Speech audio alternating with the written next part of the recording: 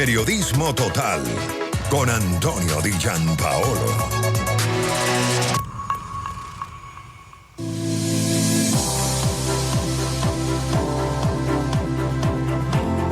Bien, 3:33 de la tarde, y ahora está con nosotros en el estudio Raúl Maldonado. Pues él es dirigente sindical, directivo de FETRARAGUA, y con él vamos a estar conversando sobre varios tópicos, ¿no? Además es graduado como herrero soldador del INSE Metal Minero. Por cierto que están haciendo una campaña de actualización o de reingeniería del INSE, ¿no?, que sin duda cumplió una labor muy importante en los procesos de formación de personal en el país.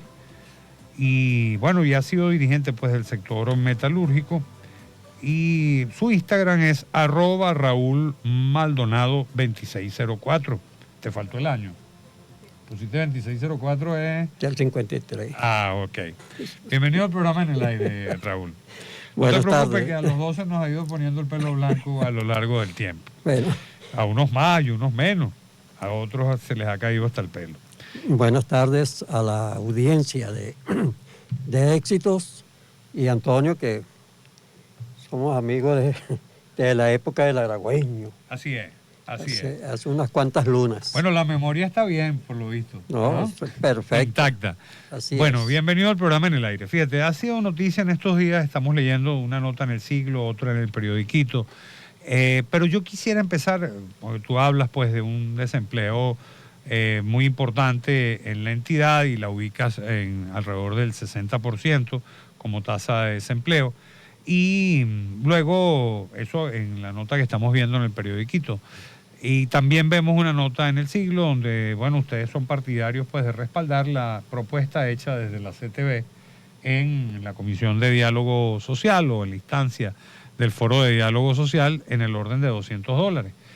Y yo quisiera empezar hablando sobre ese tema justamente, porque es que, bueno, Fedindustria hizo una propuesta de elevar el salario mínimo de pues 130 bolívares a unos 600 bolívares, y luego llevarlo a 1.200, y luego que subiera hasta 1.800 en el año 2025. Ellos están hablando solamente del tema salario mínimo, independientemente de los ajustes de bonificación que existan o que vengan por ahí en el camino.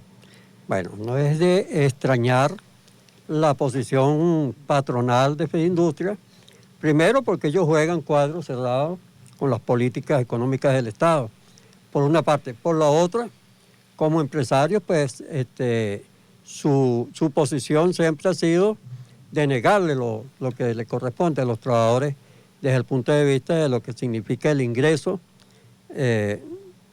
medianamente digno para los trabajadores venezolanos. Estamos claros y quiero hacer énfasis en esto que voy a decir, porque ningún nivel salarial que se le pueda conseguir en estos momentos a los trabajadores va a resolver el problema que tenemos si no hay una política que frene el índice inflacionario. Ningún nivel salarial va a resolver el problema de los trabajadores si no hay un mecanismo que frene el proceso inflacionario del país. La verdad es que ha habido una desaceleración, vamos a llamarlo así es. técnicamente, de la inflación, al punto que acaba de decir el Observatorio Venezolano de Finanzas que el índice de inflación fue negativo este mes con respecto al mes anterior. Estaban hablando inflación en bolívares, pues, ¿no? Claro. Entonces, en esa medición estadística, claro, tú no puedes sacar la cuenta por un mes puntualmente, ¿no? Y además hay que ver los costos asociados a esa cifra, ¿no? Porque, bueno, a lo mejor es producto de la misma recesión, del estancamiento de la actividad económica, ¿no? Sobre todo en determinados sectores, porque hay otros pareciera que les va muy bien. Claro, hay un orden acumulado de mes a mes, de año a año, y eso permite entonces verificar que Venezuela es la campeona del mundo en el índice inflacionario. O sea, no hablemos de hiperinflación, hablemos de el índice inflacionario más alto del mundo. Lo tiene Venezuela como campeona mundial. Ahora, ¿eso es producto de qué? Eso es responsabilidad de los trabajadores venezolanos. Ahí donde nosotros nos paramos y decimos, ok, el gobierno está diciendo que va a producir 1 millón de barriles de petróleo diario.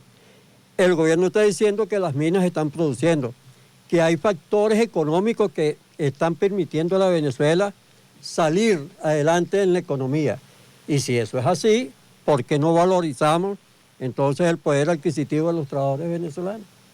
Es allí donde está. Y el análisis que hicieron las centrales de los trabajadores, en este caso responsablemente la Confederación de Trabajadores de Venezuela, es que hemos hecho un trabajo realmente de campo, de investigación profundo, y el análisis da como resultado que sí hay condiciones para establecer un salario en el orden de los $200 mensual. Está bien, nosotros decimos, para llegar a dolarizar el salario hay que generar una reforma en la Constitución, porque el bolívar sigue siendo la moneda venezolana. Bueno, pero nosotros hablamos de un equivalente. Eso es una propuesta que yo hice en el 2019, en un foro que denominé el salario mínimo de los trabajadores en Venezuela. Entonces, tenemos una cantidad de años planteándole al gobierno, al Estado venezolano, la salida que permite entonces mejorar las condiciones de los trabajadores. Y resulta que el gobierno lo que ha hecho es bonificar el salario de los trabajadores, desaparecer el patrimonio de los trabajadores, que son las prestaciones sociales. Entonces, tú que hoy en día, bueno, eres un productor independiente, pero tú fuiste asalariado y tú sabes que tu patrimonio fueron tus prestaciones sociales. Que es la garantía que tiene el trabajador para su familia. Después de agotarse físicamente o intelectualmente como trabajador asalariado de una empresa. Entonces, en ese sentido, nosotros ratificamos que las condiciones están dadas. Y no lo está diciendo Raúl Maldonado por decirlo, lo están diciendo los estudios que han hecho los profesionales.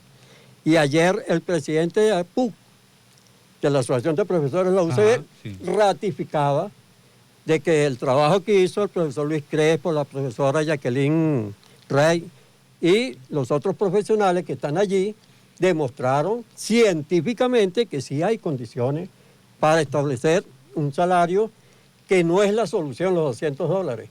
Pero planteamos entonces que ese es el principio para estabilizar el poder adquisitivo de los trabajadores venezolanos. Fíjate, $200 a la tasa del Banco Central de hoy en día son 7.200 y tantos bolívares. Eso es 10, 11 veces más que lo que está planteando Fedindustria. Ah, claro. Ahora, Fedindustria es un ente patronal de la pequeña y mediana industria, de parte del sector comercio, que son los más explotadores en este país. Ya vamos a hablar un poco del paquete chileno. Bueno, pero ahí también, en Fedindustria están afiliadas pequeñas y medianas empresas, claro, a lo largo y ancho del país. O sea, eso tiene que ver también con aquel gran movimiento que hubo en Venezuela sobre que fue alentado desde Corpoindustria para el crecimiento de los sectores intermedios de la producción, pues, ¿no? Claro, lo que pasa es que eso fue una política constructiva, ¿no? Y se creó y se generó la pequeña y mediana industria. Y hoy en día lo que queda de esa pequeña y mediana industria se quedaron organizados allí en esta Cámara, que hoy en día son, conjuntamente con el gobierno, los negadores de los derechos de los trabajadores. Claro, es verdad que el presidente, que es Orlando Camacho, bueno, es parlamentario del PSUV, claro, por ejemplo, ¿no? Está en la Asamblea Nacional y sin duda, pero bueno, allá hay directivos y hay ejecutivos dentro de Fedindustria, como te digo, bueno, que tienen sus empresas, tienen sus compañías, tienen sus pequeños establecimientos, algunos fabriles, en buena parte del país. Ahora, ¿tú rechazas la propuesta? De plano. Ajá. De plano. Ahora, esta que ustedes hacen de los $200 mensuales, que además de presentar la CTV en el foro social o en el foro de diálogo social, también la han hecho. Entiendo que otras dos, la CGT y la ASI Venezuela. ASI Venezuela, que es la Alianza Sindical Independiente. Así es. Ajá. Luego, también en ese foro de diálogo social, nosotros entrevistamos a Leonardo Vera hace algunos días atrás de la Central Bolivariana de Trabajadores.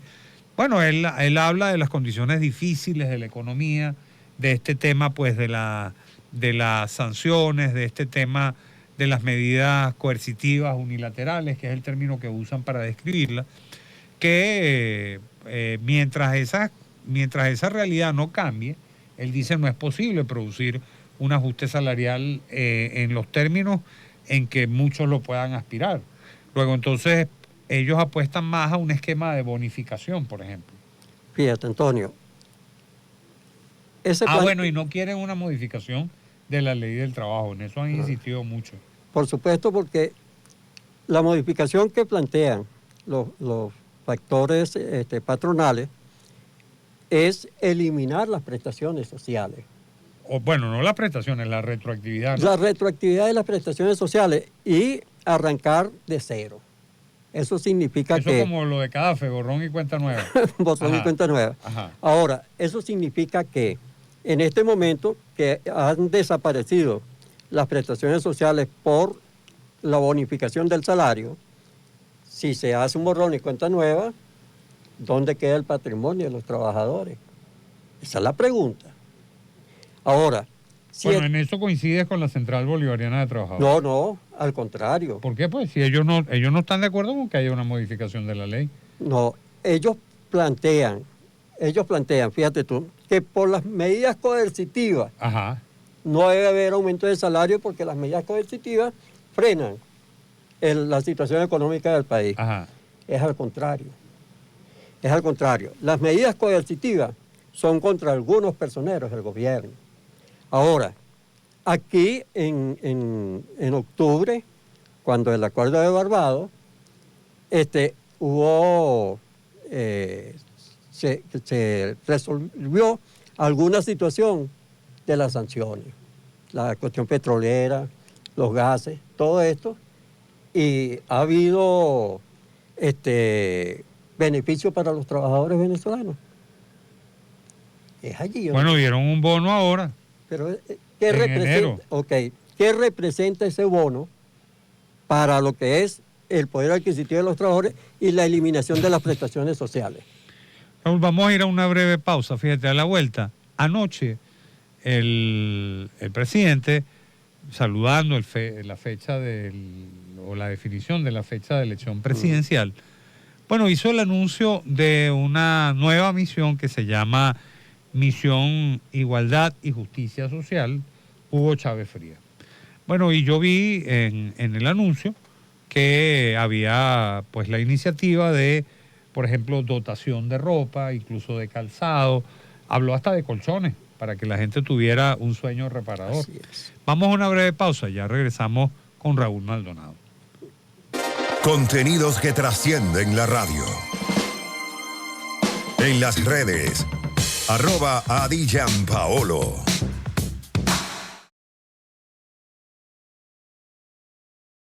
En el aire, periodismo total, con Antonio Di Gianpaolo.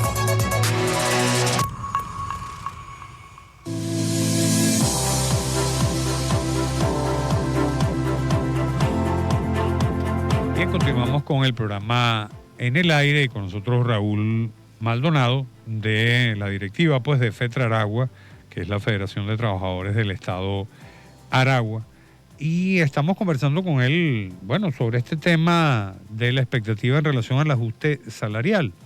Y te comentaba en el corte que anoche el gobierno anunció, pues, y el presidente Maduro anunció el lanzamiento de una nueva gran misión en Venezuela. Y estamos leyendo la nota en Telesur y dice: el mandatario brindó detalles sobre la puesta en práctica de la misión denominada Igualdad y Justicia Social Hugo Chávez Frías, que cuenta con 10 vértices, 40 acciones a ejecutar. Y dentro de esos aspectos, algunos de los que recordamos, bueno, están relacionados, por ejemplo, con kit de ropa, ¿no?, y de calzado. Entiendo que también hablaron de dotación de colchones, ¿no?, Incluso recuerdo que él dijo, bueno, para que la gente tenga un sueño reparador, Así es. ¿no? Entre otros tantos aspectos de esta, él está referido al tema también de la vivienda, toca el tema de la educación. Estoy hablando de la descripción de la misión tal cual como fue anunciada anoche por el gobierno nacional. Bueno, ya el presidente anda en campaña hace unos días y eso es el inicio pues de su campaña, y esta va a ser una campaña que va a reflejarse en las misiones. Misiones van, misiones vienen, y esas misiones que pusieron en práctica en Barinas en el 2023, 2022, va a dar un resultado, que vamos a ver el 28 de julio, si le fue positivo o le fue negativo al gobierno. Lo importante y lo que hay que tomar en cuenta allí es que están utilizando los fondos del Estado venezolano para una campaña electoral, en función de una candidatura y en función de alguien. Entonces, esa es tu visión sobre ese tema. Esa es mi visión particular, y como tal la expreso porque es mi derecho. No, yo digo que esa es tu interpretación, claro, estoy diciendo, claro. No estoy criticando tu punto de vista ni nada por el estilo, por Dios, Raúl. Fíjate, pero en definitiva, tú pudieras decir, en una familia pues hay criterios para administrar o para disponer de los recursos, ¿no? Y además cuando los recursos son escasos, tú dirías, bueno, yo establezco tal prioridad, voy a ayudar pues a mis hijos de tal o cual manera, ¿no? Porque a lo mejor no es posible darles a todos todo el tiempo, ¿no? Y entonces, bueno, tú estableces una prioridad y dices, bueno, mira, a esto le voy a comprar el uniforme, a aquel le voy a comprar una caja de colores. Bueno, el gobierno, entiendo que con esta estrategia y con el anuncio de esta llamada misión Justicia y Igualdad Social, o Igualdad y Justicia Social, lo que busca es, bueno, tratar de atender a sectores de la sociedad venezolana que bueno, a la gente, por supuesto, hay gente que duerme encima de una cobija, ¿no? Perfecto. No tienen un colchón, y entonces yo me imagino que si les llega un colchón, la gente lo va a agradecer. Y el niño jurungando por ahí en la basura para conseguir comida. O sea, hay una cantidad de cosas, y en ese marco de las prioridades, y es precisamente ahora, cuando el CNE anuncia su fecha de elecciones, es cuando vamos entonces a ir resolviendo los problemas sociales de Venezuela. Es allí, pues, donde hay un gasto de los recursos del Estado en beneficio. Es decir, a tu juicio hay